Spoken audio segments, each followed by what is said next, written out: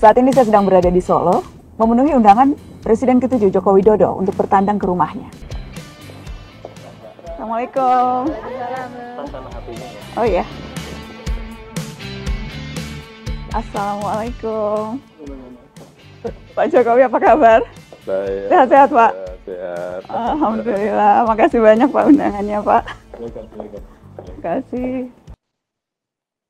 Ya, menariknya ini sejauh catatan saya, ini barangkali dalam 3 tahun terakhir pertama kali lagi Mbak Najwa diberikan kesempatan loh oleh Pak Jokowi waktu beliau menjabat periode kedua terutama. Saya hampir tidak bisa ingat ada kesempatan diberikan ke Mbak Najwa, dan oleh karena itu perkembangan kemudian kita lihat Mbak Najwa kan positioning communications-nya dia kan bisnisnya komunikasi kan, podcast dan sebagainya, itu lebih di antitesis sebetulnya kalau kita lihat. Tapi kali ini kalau jenengan perhatikan cermat kan Mbak Najwa itu sampai 2-3 kali mengulang terima kasih undangannya, Pak.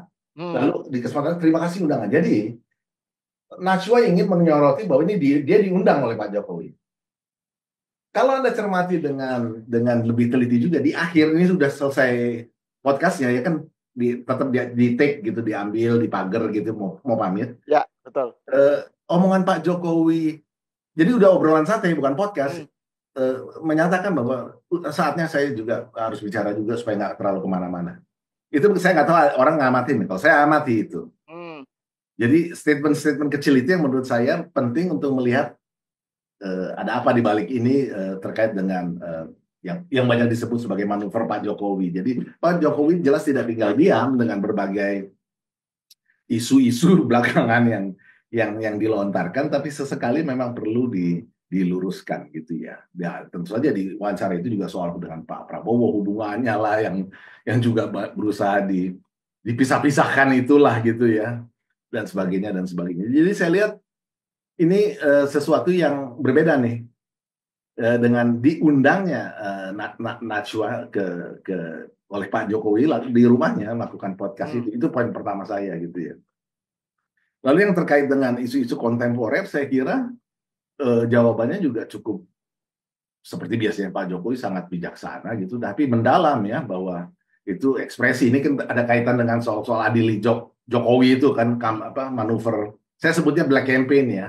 Itu kampanye hitam. Kenapa? Karena memang tidak didasarkan pada fakta, data yang benar. Itu kan narasi-narasi yang dimainkan oleh, sebagaimana kalau kita observasi apa yang disampaikan oleh koordinatornya itu kan narasi-narasi geopolitik jadinya ya. Jadi menarik dari kepentingan Cina yang komunis ditekankan, lalu Jalan Sutra, lalu diturunkan lagi ke PIK segala macam, PIK 1, PIK 2 sampai pagar laut dan sebagainya gitu loh, dan yang ujungnya adalah Jokowi harus bertanggung jawab atas penjajahan ekonomi baru, itu intinya gitu loh. Jadi ini sesuatu yang menurut saya hanya kelanjutan dari OCCRP. Jadi jilid 2-nya nih, OCCRP kemarin kan intinya layu sebelum berkembang gitu loh. Itu kan tahap awareness, tapi nggak berlanjut ke tahap intermediate-nya yang diharapkan terjadi pergerakan massa, intermediate-nya kan. Nah, awareness-nya ini kan untuk membangkitkan dulu kesadaran publiknya ya, sama. Jadi vandalisme itu kan membangkitkan kesadaran publiknya. Kalau saya catat kan ada, nggak hanya di Solo kan, di Solo tuh 6-7 titik, Jogja tuh 15 titik, Surabaya 24 titik, Malang 5 atau 6 titik lah. Jadi kita lihat kan ini kan terorganisir gitu ya, ada set up-nya gitu loh, ingin memunculkan awareness di kota-kota ini yang notabene kota-kota pelajar. Ini kan banyak universitas di kota-kota ini ya, mahasiswa gitu ya, kelihatannya menurut saya ada benang merahnya. Tapi ya kelihatannya nggak ada tanggapan, karena di beberapa aksi terakhir ini kan beberapa hari ya, itu kan mereka sudah coba masuk ke pengumpulan massa, ya kan, orasi baik yang massa puluhan maupun yang konvoy. Tapi juga tidak ada snowballing efeknya, saya nggak lihat gitu. Jadi artinya saya duga ini akan seperti OCCRP, akan layu sebelum berkembang gitu ya. Ya saya kira itu. Jadi beda sekali dengan aksi massa yang udah 2-3 bulan datang ke rumah di Kutai Utara nomor 1 itu, di Kelurahan Sumber itu, secara apa namanya natural, orangnya beda-beda, tidak diorganisir. Dengan yang ini, kalau yang ini kan di set up, diorganisir, jadi ada 2 masa nih. Ya, yang ya, ini betul. yang ini natural gitu ya, dengan segala tangis-tangisnya, dan orangnya ganti-ganti, wawancara terus oleh media lokal di Solo. Siapapun akan tahu bahwa ini sangat natural. Bahkan kemarin siapa itu chef yang hubungannya baik dengan Pak Jokowi yang bantu di KTT juga tuh yang Chef Arnold ya? Arnold. Ya, ya, ya. Itu bahkan sampai datang, kemudian dia expose gitu. Ini settingan bukan? Jadi artinya dibawa bercanda gitu loh. Ya, ya. Jadi beda, yang satu bukan settingan, satu settingan. Tapi saya kira barangkali kita nggak usah terlalu menghubungkan 2 hal receh itu ya, itu nggak penting.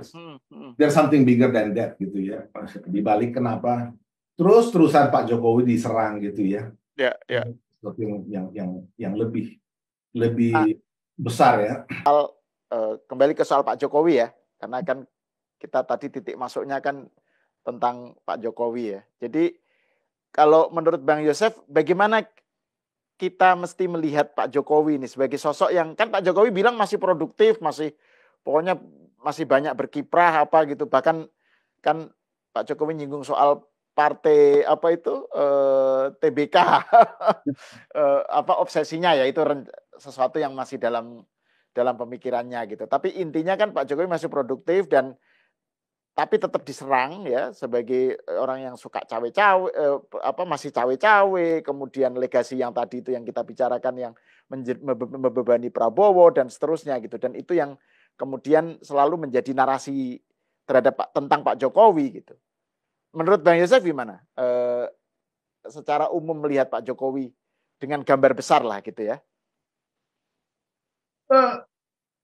Ya, yang apa yang beliau sampaikan di wawancara dengan Mbak Najwa itu, saya melihat fakta-fakta sebelum wawancara itu ada melalui Instagramnya Pak Jokowi dan melalui pemberitaan-pemberitaan tentang Pak Jokowi pasca lengser ya. Ya. Dan ya memang apa yang disampaikan itu mencerminkan sekali apa yang kami observasi juga, bahwa jelas beliau akan terus produktif. Ya, kemarin juga menyinggung soal kalau partai walaupun masih ditekankan masih jauh dan belum, tapi kan gagasan sebagai super TBK, partai yang super TBK itu kan keluar dari mulutnya gitu loh, bahwa memang kalau kita bicara kekuasaan, pengaruh dalam kekuasaan ya partai, nggak ada pilihan lain. Itu kan by definition konstitusional ya itu gitu loh. Nggak ada ormas bisa mencalonkan presiden kan nggak ada, atau mencalonkan anggota parlemen kan nggak ada gitu loh. Jadi memang kalau pengaruh politik itu gitu. Nah, tapi melihat manuver-manuver Pak Jokowi ke grassroots, terutama dalam hal UMKM, ekonomi kecil di Jawa Tengah, saya melihat bahwa memang ini nyambung dengan keperluan nasional kita yang sudah sejak era Pak Jokowi berkali-kali dikritik oleh beliau sendiri dan diingatkan, lalu diberikan ide tentang perlunya kepala daerah yang solid untuk mendukung pembangunan kita. Karena memang ini kan antara pusat dan daerah itu harus satu partitur untuk merealisasikan visi besar kita. Memang nggak bisa pemerintah pusat jalan sendiri. Nah, ini perlu solid.